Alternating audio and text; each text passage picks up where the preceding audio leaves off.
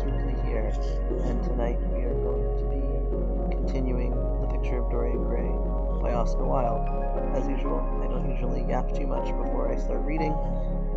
Tonight I have, hopefully someone most people recognize, Yoshi, as my cuddle buddy, and Ragnar, as usual, is hanging out behind me on my pillow. I'm sure he'll come for nuzzles later. But yeah, thanks everyone for tuning in. We'll get to reading. Chapter 8. It was long past noon when he awoke. His valet had crept several times on tiptoe into the room to see if he was stirring, and had wondered what made his young master sleep so late. Finally his bell sounded, and Victor came in softly with a cup of tea and a pile of letters on a small tray of old Sevres china, and drew back the olive satin curtains with their shimmering blue lining that hung in front of the 3 tall windows. "Monsieur has well slept this morning," he said, smiling. "What o'clock is it, Victor?" asked Dorian Gray drowsily. "1 hour and a quarter, monsieur." How late it was! He sat up, and having sipped some tea, turned over his letters.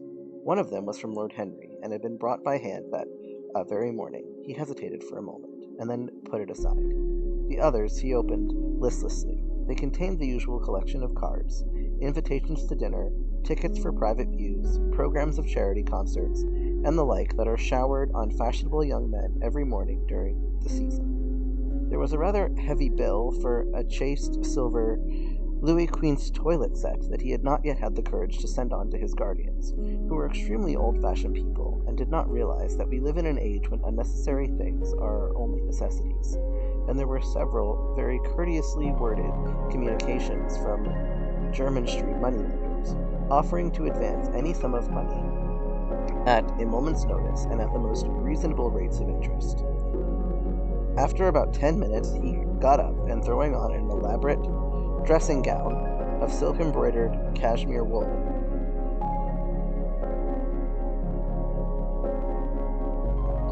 I have been told the sound is a bit off. Let me attempt to fix it.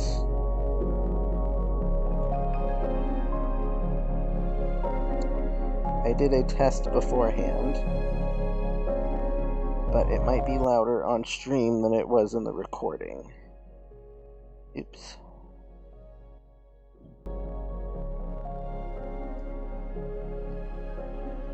Is that any better?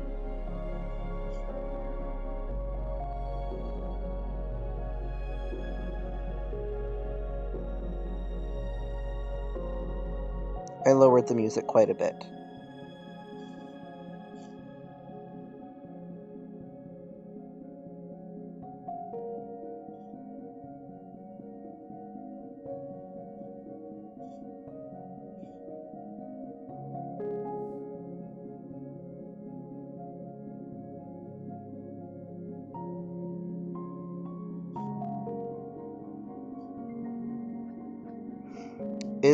Is the volume difference better, though?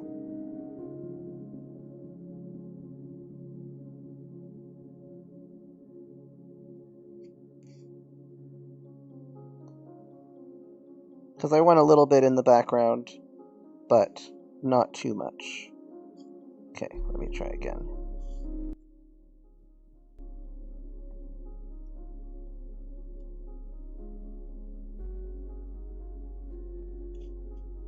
That should be pretty quiet now. My voice is about double the volume of the music, I think.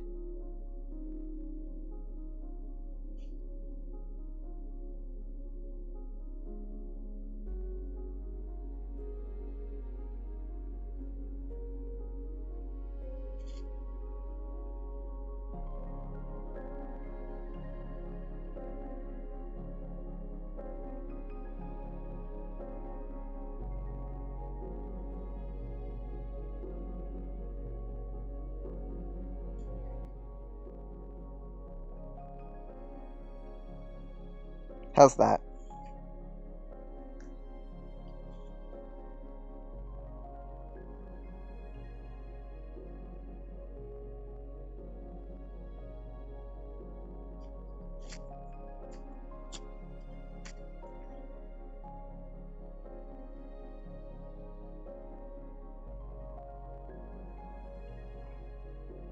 It's strange because in one of the puzzle streams, my music couldn't be heard at all. And now I have this at slightly higher volume to try to balance that out. But I think it's hard to strike the balance between the perfect volumes because I can't hear what everyone else is hearing.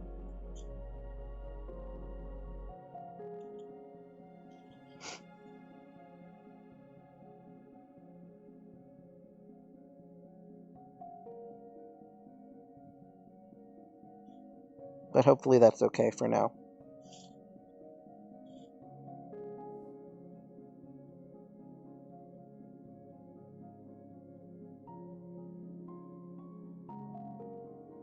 That is possible.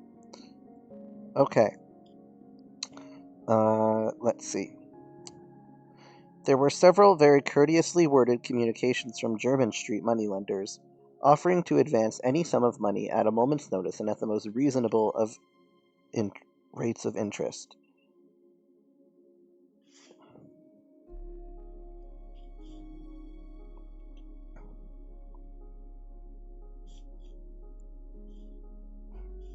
Good. I'm glad that it's better. I will leave it at this volume then. After about 10 minutes, he got up and, throwing on an elaborate dressing gown of silk-embroidered cashmere wool, passed into the onyx-paved bathroom. The cool water refreshed him after his long sleep. He seemed to have forgotten all that he had gone through. A dim sense of having taken part in some strange tragedy came to him once or twice, but there was the unreality of a dream about it.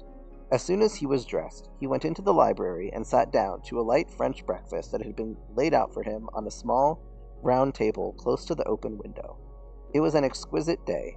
The warm air seemed laden with spices. A bee flew in and buzzed round the blue dragon bowl that, filled with sulphur-yellow roses, stood before him. He felt perfectly happy. Suddenly, his eye fell on the screen that he had placed in front of the portrait, and he started. "Too cold for monsieur?" asked his valet, putting an omelette on the table. "I shut the window?" Dorian shook his head. "I am not cold," he murmured. Was it all true? Had the portrait really changed? Or had it simply been his own imagination that had made him see a look of evil where there had been a look of joy? Surely a painted canvas could not alter. The thing was absurd. It would serve as a tale to tell Basil some day. It would make him smile. And yet, how vivid was his recollection of the whole thing. First in the dim twilight, and then in the bright dawn, he had seen the touch of cruelty round the warped lips. He almost dreaded his valet leaving the room. He knew that when he was alone, he would have to examine the portrait. He was afraid of certainty. When the coffee and cigarettes had been brought, and the man turned to go, he felt a wild desire to tell him to remain. As the door was closing behind him, he called him back. The man stood waiting for his orders. Dorian looked at him for a moment. "I am not at home to anyone, Victor," he said with a sigh. The man bowed and then retired.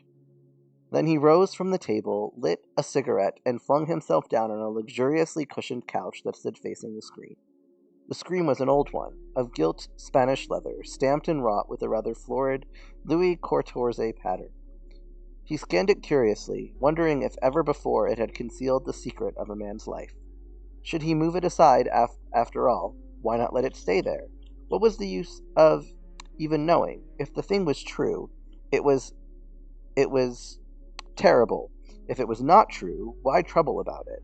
But what if, by some fate, or a deadlier chance, eyes other than his spied behind and saw the horrible change? What should he do should Basil Howard come and ask to look at his own picture? Basil would be sure to do that. No, the thing had to be examined, and at once. Anything would be better than this dreadful state of doubt. He got up and locked both doors.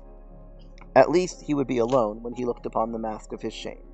Then he drew the screen aside and saw himself face to face. It was perfectly true. The portrait had altered. As he often remembered afterwards, and always with no small wonder, he found himself at first gazing at the portrait with a feeling of almost scientific interest. That such a change should have taken place was incredible to him, and yet it was a fact. Was there some subtle affinity between the chemical atoms that shaped themselves into form and color on the canvas and the soul that was within him? Could it be that what that sole thought they realized that what it dreamed they made true? Or was there some other, more terrible reason? He shuddered and felt afraid, and going back to the couch, lay there, gazing at the picture in sickened horror. One thing, however, he felt that it had done for him. It had made him conscious how unjust, how cruel he had been to poor Sybil Vane. It was not too late to make reparation for that. She could still be his wife. His unreal and selfish love would yield to some higher influence, would be transformed into some nobler passion, and the portrait that Basil Howard had painted of him would be a guide to him through life, would be to him what holiness is to some, and conscience to others, and the fear of God to us all. There were opiates for remorse, drugs that could lull the moral sense to sleep, but here was a visible symbol of the degradation of sin. Here was an ever-present sign of the ruin men brought upon their souls. 3 o'clock struck, and 4, and the half-hour rang its double chime, but Dorian Gray did not stir. He was trying to gather up the scarlet threads of life, and to weave them into a pattern, to find his way through the sanguine labyrinth of passion through which he was wandering. He did not know what to do, or what to think. Finally, he went over to the table and wrote a passionate letter to the girl he had loved, imploring her forgiveness and accusing himself of madness. He covered page after page with wild words of sorrow, and even wilder words of pain. There is a luxury in self-reproach. When we blame ourselves, we feel that no one else has a right to blame us. It is the confession, not the priest, that gives us absolution. When Dorian had finished the letter, he felt that he had been forgiven. Suddenly there came a knock to the door, and he heard Lord Henry's voice outside. "My dear boy, I must see you. Let me in at once. I can't bear your shutting yourself up like this." He made no answer at first, but remained quite still. The knocking still continued and grew louder. Yes, it was better to let Lord Henry in, and to explain to him the new life he was going to lead. To quarrel with him if it became necessary to quarrel. To part if parting was inevitable. He jumped up, drew the screen hastily across the picture, and unlocked the door. "I am so sorry for it all, Dorian," said Lord Henry as he entered, "but you must not think too much about it." "Do you mean about Sybil Vane?" asked the lad. "Yes, of course," answered Lord Henry, sinking into a chair, and slowly pulling off his yellow gloves. "It is dreadful, from one point of view, but it was not your fault. Tell me, did you go behind and see her after the play was over?" "Yes."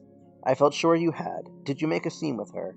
I was brutal, Harry, perfectly brutal, but it is all right now. I am not sorry for anything that has happened. It has taught me to know myself better." "Ah, Dorian, I am so glad you take it in that way. I was afraid I would find you plunged in remorse and tearing that nice curly hair of yours." "I have got through all that," said Dorian, shaking his head and smiling. "I am perfectly happy now. I know what conscience is, to begin with. It is not what you told me it was. It is the divinest thing in us. Don't sneer at it, Harry, any more, at least not before me. I want to be good. I can't bear the idea of my soul being just hideous." "A very charming artistic basis for ethics, Dorian. I congratulate you on it, but how are you going to begin?" "By marrying Sybil Vane." "Marrying Sybil Vane!" cried Lord Henry, standing up and looking at him in perplexed amazement. "But, my dear Dorian—" "Yes, Harry, I know what you are going to say, something dreadful about marriage. Don't say it. Don't ever say things of that kind to me again. 2 days ago, I asked Sybil to marry me. I am not going to break my word to her. She is to be my wife." "Your wife? Dorian! Didn't you get my letter? I wrote to you this morning, and sent the note down by my own man." "Your letter? Oh, yes. I do remember. I have not read it yet, Harry. I was afraid there might be something in it that I wouldn't like. You cut life to pieces with your epigrams. You know nothing then. What do you mean?" Lord Henry walked across the room, and sitting down by Dorian Gray, took both his hands in his own and held them tightly. "Dorian," he said, "my letter, don't be frightened, was to tell you that Sybil Vane is dead." A cry of pain broke from the lad's lips, and he leapt to his feet, tearing his hands away from Lord Henry's grasp. "Dead? Sybil dead? It is not true. It is a horrible lie. How dare you say it?" "It is quite true, Dorian," said Lord Henry gravely. "It is in all the morning papers. I wrote down to you to ask you not to see anyone till I came. There will have to be an inquest, of course, and you must not be mixed up in it. Things like that make a man fashionable in Paris, but in London people are so prejudiced. Here, one should never make one's debut with a scandal. One should reserve that to give an interest to one's old age. I suppose they don't know your name at the theater. If they don't, it is all right. Did anyone see you going round to her room? That is an important point." Dorian did not answer for a few moments. He was dazed with horror. Finally he stammered in a stifled voice, "Harry, did you say an inquest? What do you mean by that? Did she— Oh, Harry, I can't bear it, but be quick. Tell me everything at once." "I have no doubt it was not an accident, Dorian, though it must be put in that way to the public. It seems that as she was leaving the theater with her mother, about 12:30 or so, she said she had forgotten something upstairs. They waited some time for her, but she did not come down again. They ultimately found her lying dead on the floor of her dressing room.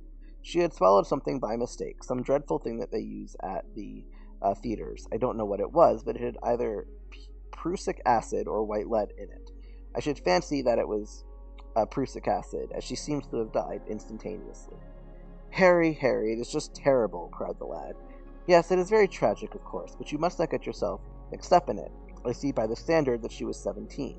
I should have thought she was almost younger than that. She looked such a child, and seemed to know so very little about acting. Dorian, you mustn't let this thing get on your nerves. You must come and dine with me, and afterwards we will look in at the opera. It is a Paddy night, and everybody will be there. You can come to my sister's box. She has got some smart women with her." "So I have murdered Sybil Vane," said Dorian Gray, half to himself. "Murdered her as surely as if I had cut her little throat with a knife. Yet the roses are not less lovely for all that. The birds sing just as happily in my garden. And tonight I am to dine with you, and then go on to the opera, and sup somewhere, I suppose, afterwards. How extraordinarily dramatic life is." "If I had read all this in a book, Harry, I think I would have wept over it. Somehow now that it has happened actually, and to me, it seems far too wonderful for tears. Here is the first passionate love letter I have ever written in my life. Strange that my first passionate love letter should have been addressed to a dead girl. Can they feel, I wonder, those white silent people we call the dead? Sybil, can she feel, or know, or listen? Oh, Harry, how I loved her once. It seems years ago to me now. She was everything to me. Then came that dreadful night. Was it really only last night, when she played so badly and my heart almost broke? She explained it all to me. It was really terribly pathetic, but I was not moved a bit. I thought her shallow. Suddenly something happened that made me afraid. I can't tell you what it was, but it was terrible. I said I would go back to her. I felt I had done wrong, and now she is dead. My God, Harry, what shall I do? You don't know the danger I am in. There is nothing to keep me straight. She would have done that for me. She had no right to kill herself. It was so selfish of her."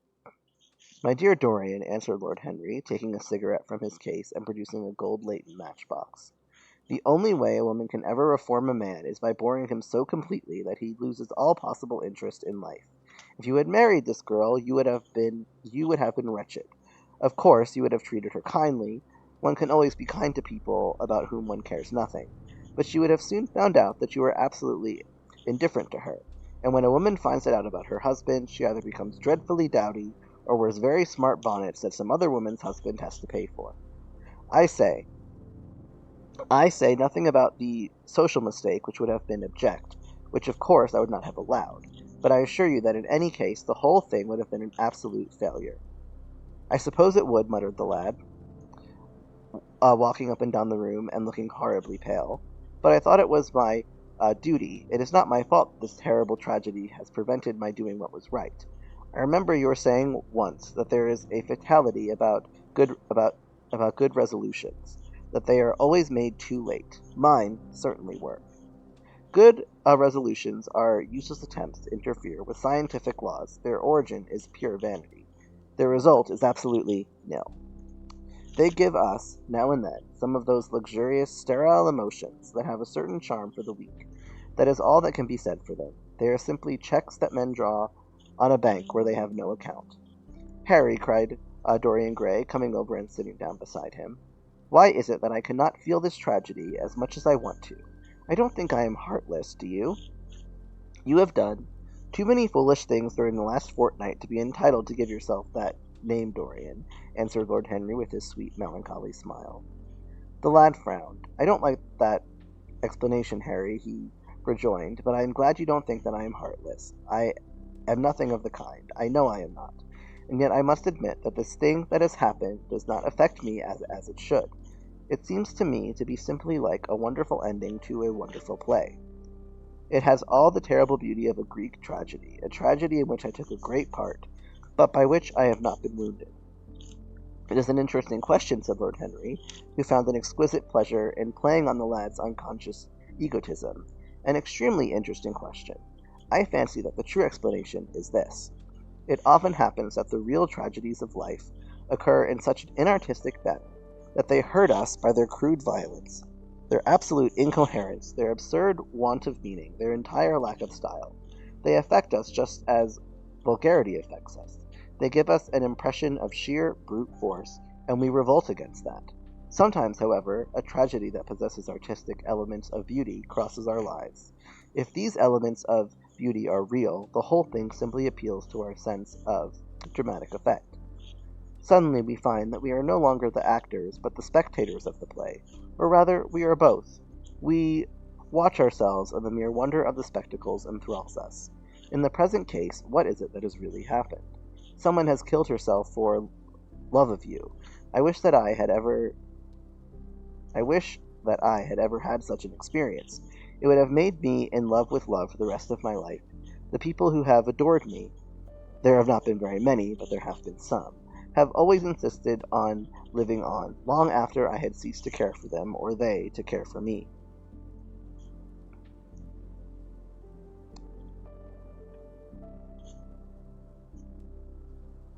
They have become stout and tedious, and when I meet them, they go in at once for reminiscences.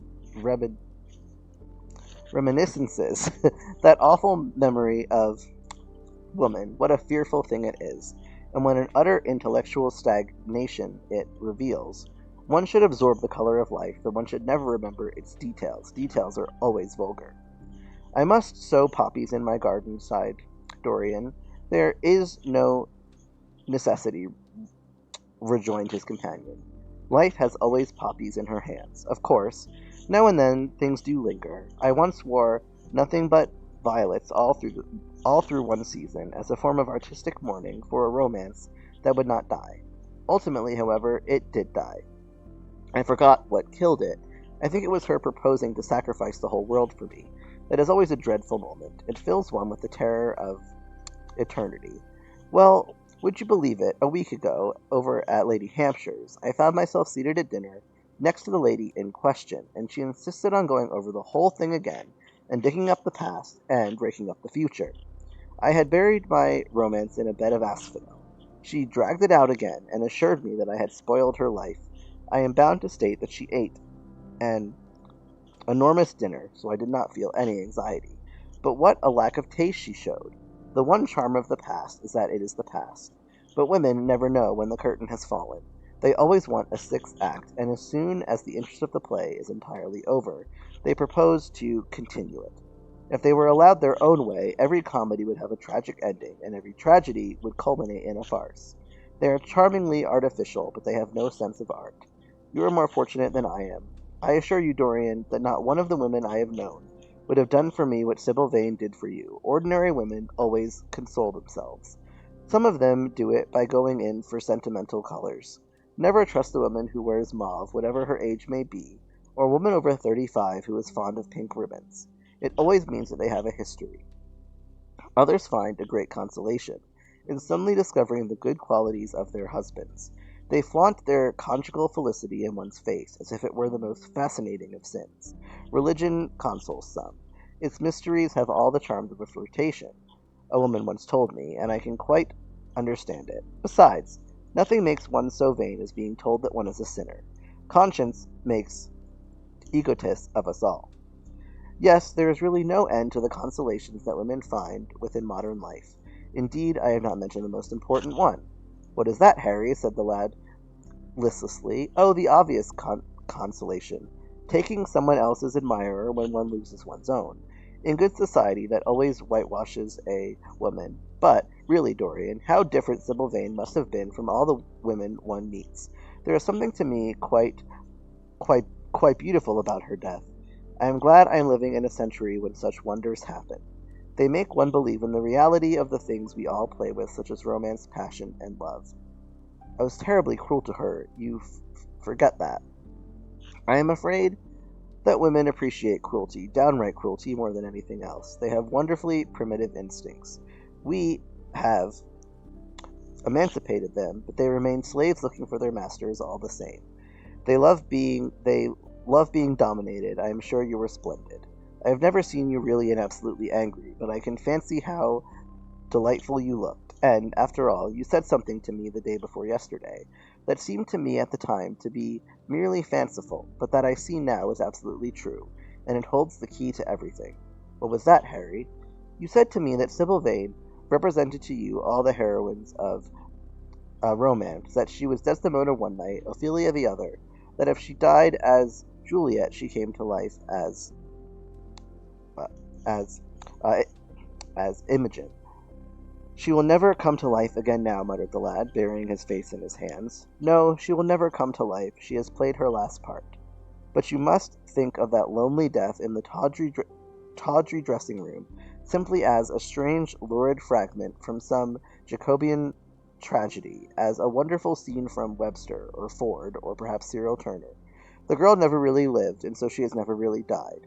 To you at least she was always a dream, a phantom that flitted through Shakespeare's plays and left them lovelier for his presence, a reed through which Shakespeare's music sounded richer and more full of joy. The moment she touched actual life, she had marred it, and it marred her, and so she passed away.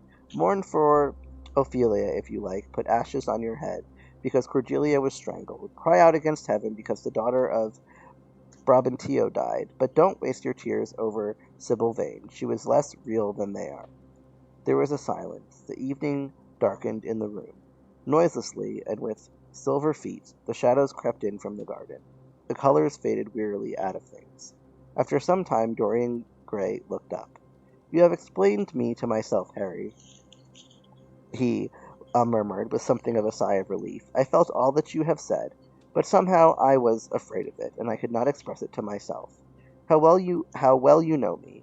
But we will not talk again of what has happened. It has been a marvelous experience, that is all. I wonder if life has still in store for me anything just as marvelous. Life has everything in store for you, Dorian. There is nothing that you, with your extraordinary good looks, will not be able to do. But suppose, Harry, I become haggard and old, wrinkled, what then? Ah, then, said Lord Henry, rising to go, then, my dear Dorian, you would have to fight for your victories. As it is, they are brought to you. No, you must keep your good looks. We live in an age that reads too much to be wise, and that thinks too much to be beautiful. We cannot spare you, and now you had better dress and drive down to the club. We are rather late as it is.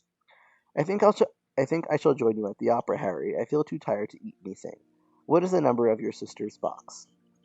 27, I do believe. It is on the grand tier. You will see her name on the door. But I am sorry you won't come and dine. I don't feel up to it, said Dorian listlessly, but I am awfully obliged to you for all that you have said to me. You are certainly my best friend. No one has ever understood me as you have. We are only at the beginning of our friendship, Dorian, answered Lord Henry, shaking him by the hand. Goodbye. I shall see you before 9:30, I hope. Remember, Patty is singing.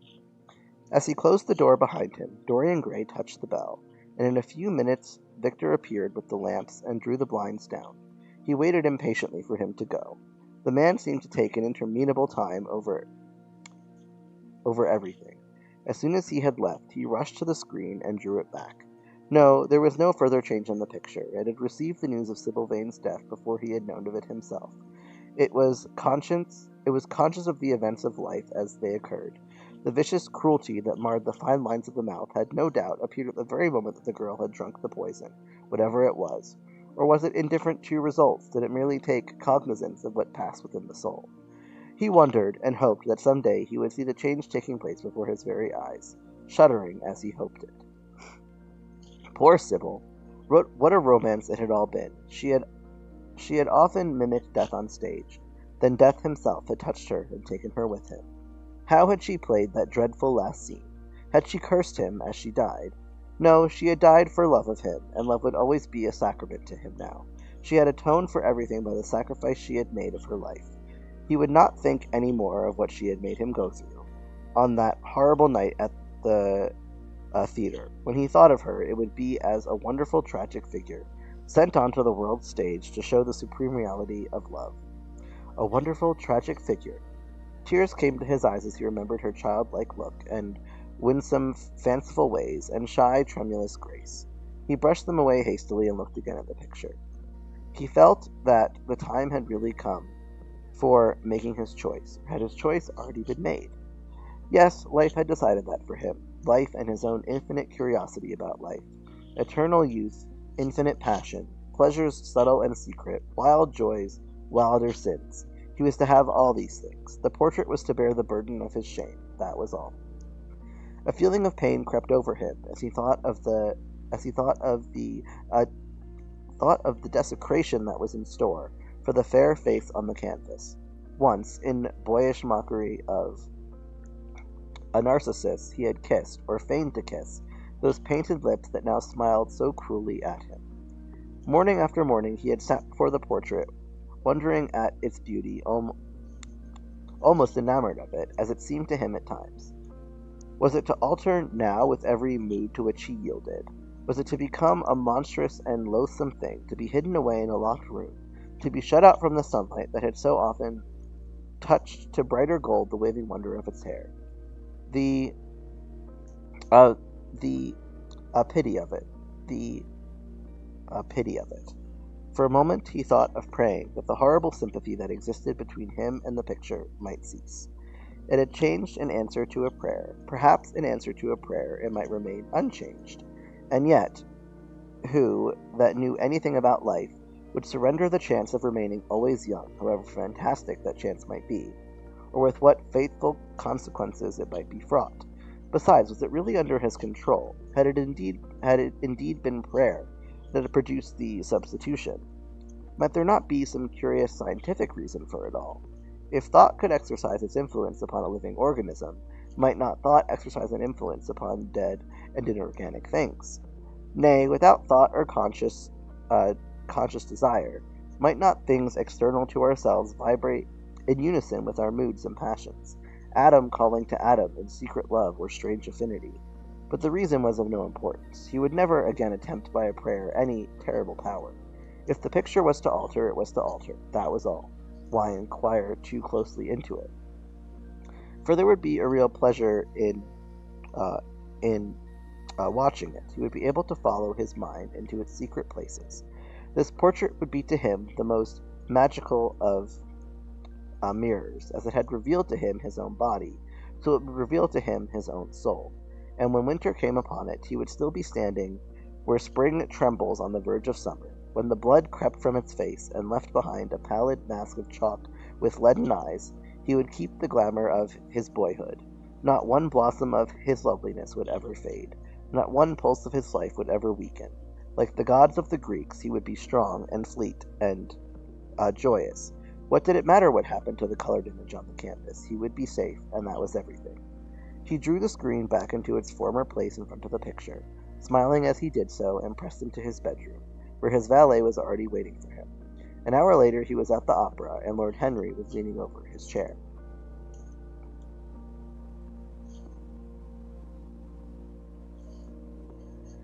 Chapter 9.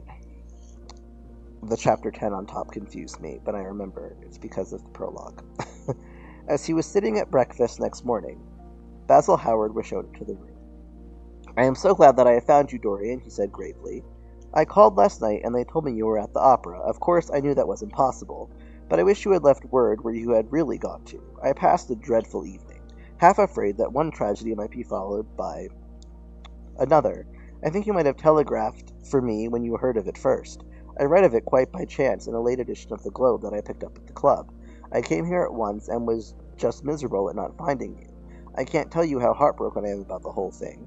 I know what you must suffer, but where were you? Did you go down and see the girl's mother? For a moment I thought of following you there." They gave the address in the paper, somewhere in the Euston Road, isn't it? But I was afraid of intruding upon a sorrow that I could not lighten. Poor woman, what a state she must be in, and her only child, too. What did she say about it all? My dear Basil, how do I know? Murmured Dorian Gray, sipping some pale yellow wine from a delicate, gold-beaded bubble of Venetian glass and looking dreadfully bored. I was at the opera. You should have come on there. I met Lady Gwendolen, Harry's sister, for the first time. We were in her box. She is perfectly charming, and Patty sang divinely. Don't talk about horrid subjects. If one doesn't talk about a thing, it has never happened. It is simply expression, as Harry says, that gives reality to things. I may mention that she was not the woman's only child. There is a son, a charming fellow, I do believe. But he is not on the stage. He is a sailor or something. And now, tell me about yourself and what you were painting. You went to the opera, said Hallward, speaking very slowly and with a strained touch of pain in his voice. You went to the opera while Sybil Vane was lying dead in some sordid lodging. You can talk to me of other women being charming, and of Patty singing divinely, before the girl you loved has even the quiet of a grave to sleep in. Why, man, there are horrors in store for that little white body of hers. Stop, Basil, I won't hear it, cried Dorian, leaping to his feet. You must not tell me about things. What is done is done, what is past is past. You call yesterday the past. What has the actual lapse of time got to do with it? It is only shallow people who require years to get rid of an emotion. A man who is master of himself can end a sorrow as easily as he can invent a pleasure. I don't want to be at the mercy of any of my emotions. I want to use them, to enjoy them, to dominate them.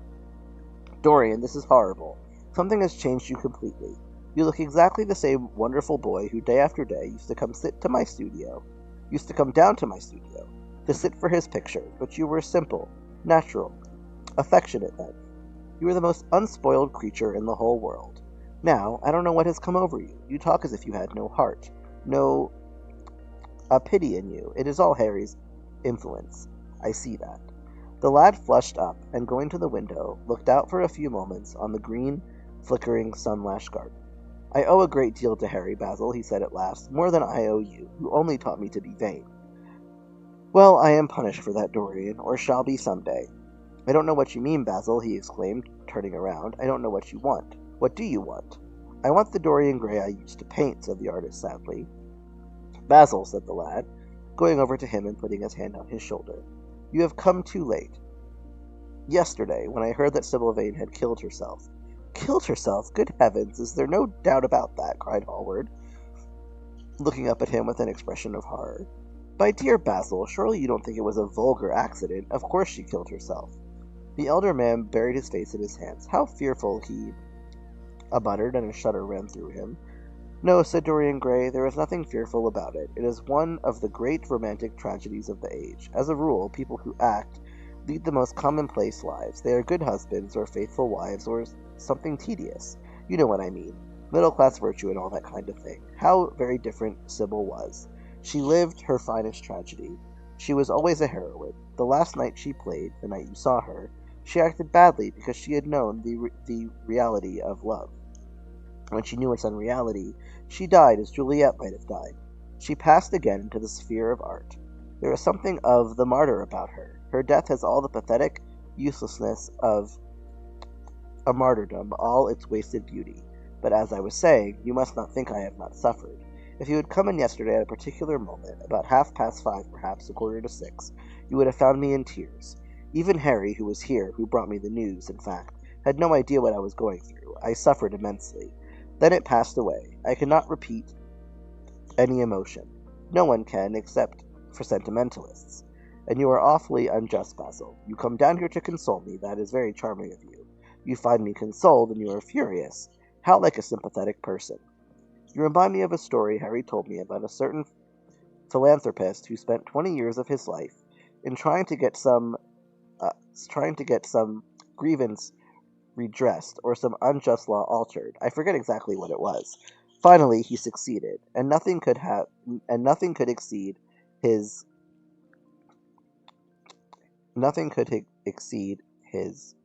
a, a disappointment. He had absolutely nothing to do, almost died of ennui, and became a confirmed misanthrope. And besides, my dear old Basil, if you really want to console me, teach me rather to forget what has happened, or to see it from a proper artistic point of view. Was it not was it not Gautier who used to write about La Constellation des Arts? I remember picking up a little vellum-covered book in your studio one day and chancing on that delightful phrase. Well, I am not like that young man you told me of when we were down at the Marlowe together. The young man who used to say that yellow satin could console one for all the miseries of life. I love I love beautiful things that one can touch and handle. Old brocades, green bronzes, lacquerwork, carved ivories, exquisite surroundings, luxury, pomp. There is much to be got from all these, but the artistic temperament that they create, or at any rate reveal, is still more to me. To become the spectator of one's own life, as Harry says, is to escape the suffering of life. I know you are surprised at my talking to you like this. You have not realized how I have developed. I was a schoolboy when you knew me. I am a man now. I have new passions, new thoughts, new ideas. I am different, but you must not like me less. I am changed, but you must always be my friend. Of course I am very fond of Harry, but I know that you are better than he is. You are not stronger. You are too much afraid of life, but you are better. And how happy we used to be together. Do not leave me, Basil, and do not quarrel with me. I am what I am. There is nothing more to be said. The painter felt strangely moved. The lad was infinitely dear to him, and his personality had been the great turning point in his art. He could not bear the idea of reproaching him any more. After all, his indifference was probably merely a mood that would pass away. There was so much in him that was good, so much in him that was noble. Well, Dorian, he said at length with a sad smile, I won't speak to you again about this horrible thing after today. I only trust your name won't be mentioned in any connection with it. The inquest is to take place this afternoon. Have they summoned you? Dorian shook his head, and a look of annoyance passed over his face at the mention of the word inquest. There was something so crude and vulgar about everything of the kind. They don't know my name, he answered, but surely she did. Only my Christian name, and that I am quite sure she never mentioned to anyone. She told me once that they were all rather curious to learn who I was, and that she invariably told them my name was Prince Charming. It was so pretty of her. You must do me a drawing of a Sybil, Basil. I should like to have something more of her than the memory of a few kisses and some broken pathetic words. I will try and do something, Dorian, if it would please you. But you must come and sit to me yourself again. I can't get on without you. I can never sit to you again, Basil. It is just impossible, he exclaimed, starting back. The painter stared at him. My dear boy, what nonsense, he cried. Do you mean to say you don't like what I did of you? Where is it? Why have you pulled the screen in front of it? Let me have a look at it. It is the best thing I have ever done. Do take the screen away, Dorian. It is simply disgraceful of your servant, hiding my work like that. I felt the room looked different as I came in. My servant has nothing to do with it, Basil. You don't imagine I let him arrange my room for me. He settles my flowers for me sometimes, that is all. No, I did it myself. The light was too strong on the portrait. Too strong? Surely not, my dear fellow. It is an admirable place for it. Let me see it, and Hallward walked towards the corner of the room. A cry of terror broke from Dorian Gray's lips, and he rushed between the painter and the screen. Basil, he said, looking very pale, you must not look at it. I don't wish you to. Not look at my own work? You are not serious. Why shouldn't I look at it? Exclaimed Hallward, laughing. If you try to look at it, Basil, on my word of honor, I will never speak to you again as long as I live. I am quite serious. I don't offer any explanation, and you are not to ask for any. But, remember, if you touch the screen, everything is over between us. Hallward was thunderstruck. He looked at Dorian Gray in absolute amazement. He had never seen him like this before. The lad was actually pallid with rage. His hands were clenched, and the pupils of his eyes were like discs of blue fire. He was trembling all over. Dorian, don't speak. But what is the matter? Of course I won't look at it if you don't want me to, he said, rather coldly, turning on his heel and going over towards the window. But really, it seems rather absurd that I shouldn't see my own work, especially as I am going to exhibit it in Paris in the autumn. I shall probably have to give it another coat of varnish before that, so I must see it some day, and why not today? To exhibit it? You want to exhibit it? Exclaimed Dorian Gray, a strange sense of terror creeping over him. Was the world going to be shown his secret? Were people to gape at the mystery of his life? That was impossible. Something, he did not know what, had to be done at once. Yes, I don't suppose you will object to that. Georges Petit is going to collect all my best pictures for a special exhibition in the Rue de Sèze, which will open the first week in October. The portrait will only be away a month. I should think you could easily spare it for that time. In fact, you are sure to be out of town, and if you keep it always behind the screen, you can't care much about it. Dorian Gray passed his hand over his forehead. There were beads of perspiration there. He felt that he was on the brink of a horrible danger. You told me a month ago that you would never exhibit it, he cried. Why have you changed your mind? You people who go in for being consistent have just as many moods as the others have. The only difference is that your moods are rather meaningless. You can't have forgotten that you assured me most solemnly that nothing in the world would induce you to send it to any exhibition. You told Harry exactly the same thing. He stopped suddenly, and a gleam of light came into his eyes. He remembered that Lord Henry had said to him once, half seriously and half in jest, "If you want to have a strange quarter of an hour, get Basil to tell you why he won't exhibit your picture." He told me why he wouldn't, and it was a revelation to me. Yes, perhaps Basil, too, had his secret. He would ask him and try. "Basil," he said, coming over quite close and looking him straight in the face, "we have each of us a secret. Let me know yours, and I shall tell you mine. What was your reason for refusing to exhibit my picture?" The painter shuddered in spite of himself. "Dorian, if I told you, you might like me less than you do, and you would certainly laugh at me. I could not bear your doing either of those two things. If you wish me never to look at your picture again, I am content. I have always you to look at. If you wish the best work I have ever done to be hidden from the world, I am satisfied. Your friendship is dearer to me than any fame or any reputation." "No, Basil, you must tell me," said Dorian Gray. "I have a right to know." His feeling of terror had passed away, and curiosity had taken its place. He was determined to find out Basil Howard's mystery. "Let us sit down, Dorian," said the painter, looking troubled. "Let us sit down and just answer me one question. Have you noticed in the picture something curious? Something that probably at first did not strike you, but that revealed itself to you suddenly?" "Basil!" cried the lad, clutching the arms of his chair with trembling hands and gazing at him with wild, startled eyes. "I see you did. Don't speak. Wait till you hear what I have to say. Wait till you hear what I have to say. Dorian, from the moment I met you, your personality had the most extraordinary influence over me. I was dominated, soul, brain, and power, by you. You became to me the visible incarnation of that unseen ideal, whose memory haunts us artists like an exquisite dream. I worshipped you. I grew jealous of every one to whom you spoke. I wanted to have you all to myself. I was only happy when I was with you. When you were away from me, you were still present in my art. Of course, I never let you know anything about this. It would have been impossible. You would not have understood it.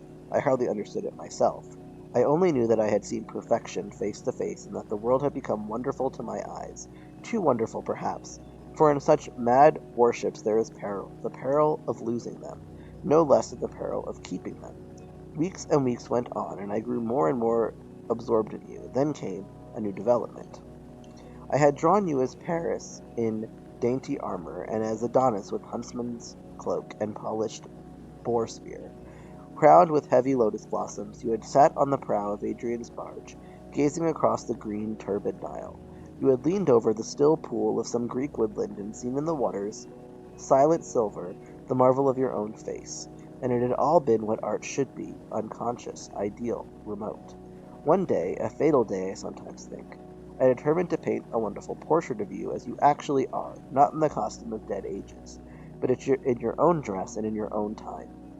Whether it was the realism of the method or the mere wonder of your own personality, thus directly presented to me without mist or veil, I cannot tell. But I know that as I worked at it, every flake and film of color seemed to me to reveal my secret. I grew afraid that others would know of my idolatry. I felt, Dorian, that I had told too much, that I had put too much of myself into it. Then it was that I resolved never to allow the picture to be exhibited. You were a little annoyed, but then you did not realize all that it meant to me. Harry, to whom I talked about it, laughed at me, but I did not mind that. When the picture was finished, and I sat alone with it, I felt that I was right.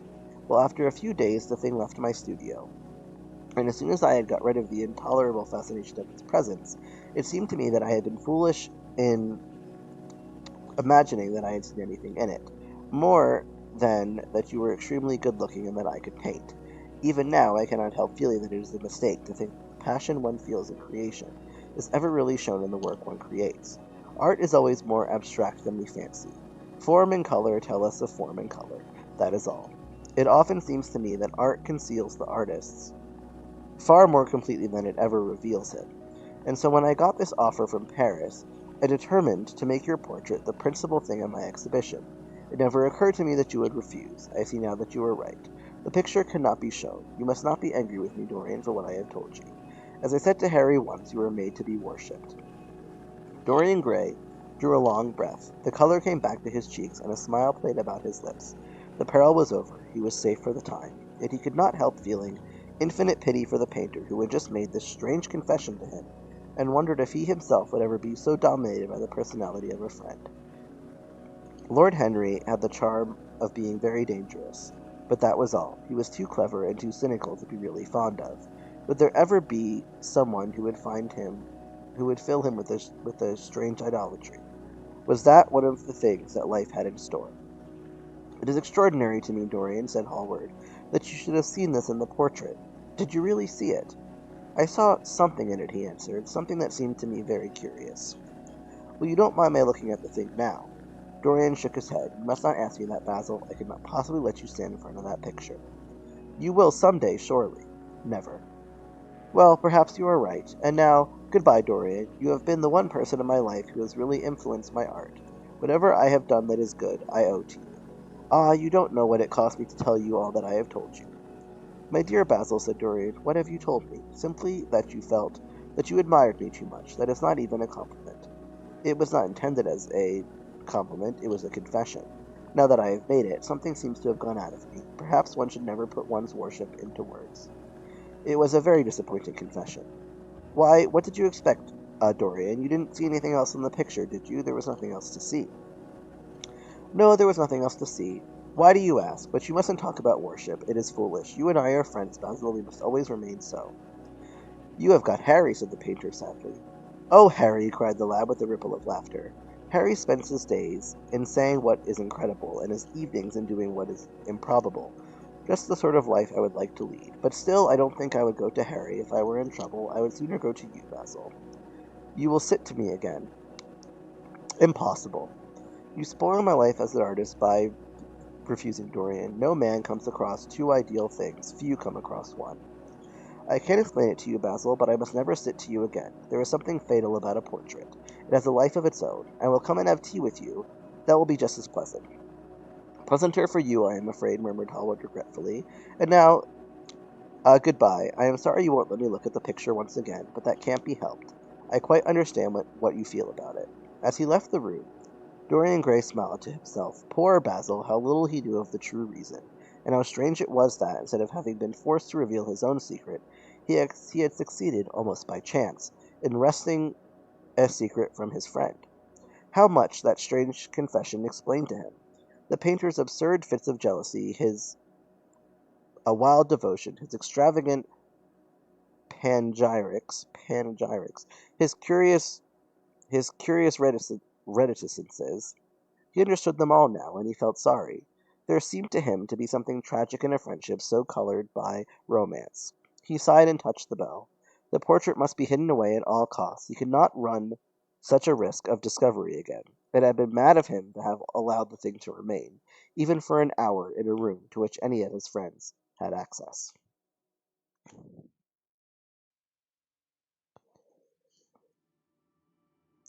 And that brings us to the end of chapter 9. And it is just about time for me to end the night.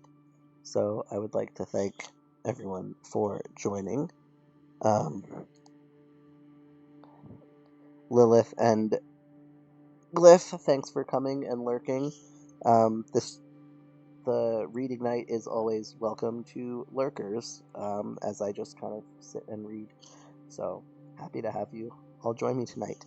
And until tomorrow, I will be working on the puzzle again and chatting and listening to some more lo-fi music that hopefully will not be louder than my voice, but we'll see. Still some experimenting to do. But yeah, thanks everyone for coming along for another night of The Picture of Dorian Gray. And I will see you later.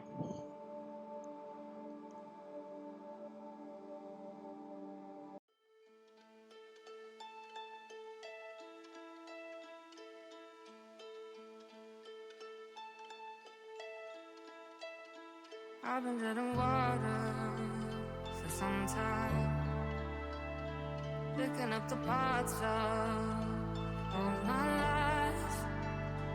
Didn't get to solve it this time.